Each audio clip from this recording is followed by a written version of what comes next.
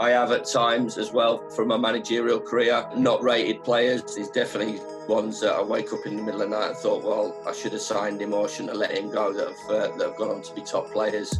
FIFA 21's career mode has had a massive overhaul. I'm talking wholesale changes that revolutionise the game mode and reflect the challenges facing an elite level manager. Being a huge career mode fan myself, I want some tips for taking on this year's version, so I'm going to pick the brains of one of the world's best gaffers, Chris Wilder, for a unique insight into top level management.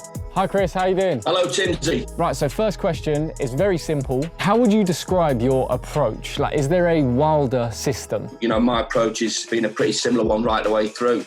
An honest approach to players, a tough approach when needed, an approach that brings people together and tries to construct teams instead of individuals. For yourself, you've managed so many players. What is the biggest challenge for you in terms of player management?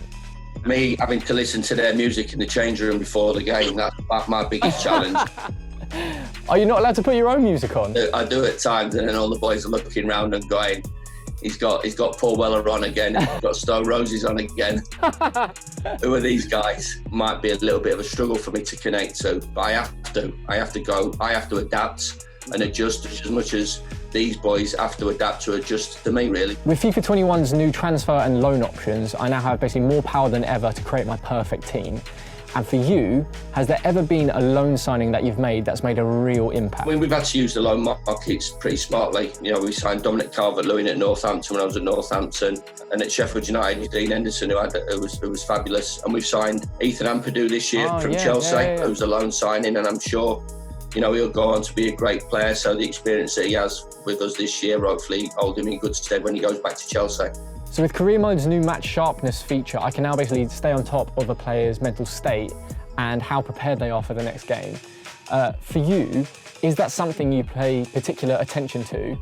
And how difficult is it to actually assess something like that? Yeah, deal with human beings. So trying to create mentally strong characters at our football club, I think you have to be a professional footballer. They have to go into environments that are hostile, that are intimidating, that are loud, that are noisy, in pressure situations. For sure. And they have to think for themselves. They've got to stand on their own 2 feet, and they've got to be mentally strong. The mentality, if it's not right, then that has a huge impact on their game, which ultimately has an impact on the team. I mean, you know, I've got to say, when I first took over at Sheffield United, we lost 3 out of the first 4 games. After the 4th game, we played Millwall, and I stopped at an off licence in Bermondsey, which is quite brave of me to do, to stop the team coach and get off the bus in a tracksuit and spend £100 on some beers for him on the way home, because I knew that was the right thing to do at the right time. The new player development capabilities in career mode means that now I can develop players to fulfill multiple roles on the pitch. How do you actually go about analysing what players are going to be able to make that positional and tactical shift? Chris Basham is a really good example. He started off as a centre midfield player. Now he's playing as a right centre half for us, has played as a centre half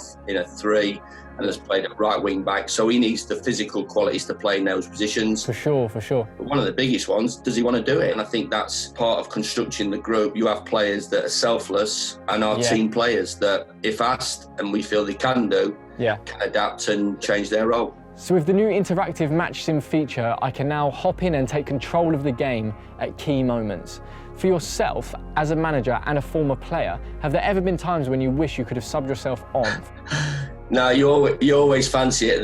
Then obviously you get into the situation where, you know, you blaze it over the bar from 12 yards. No, trust me, players, there's certain times where you wish you were out on the pitch. And I've got to say, certain times where you think, I'm glad I'm not out of the pitch, because I'm going to have to deal with Mane and Salah. And I'm thinking, I'm glad I'm stood in that technical area and not having to go 1 versus 1 against those boys. If there was one piece of advice that you could give your younger self before stepping into management, what would it be?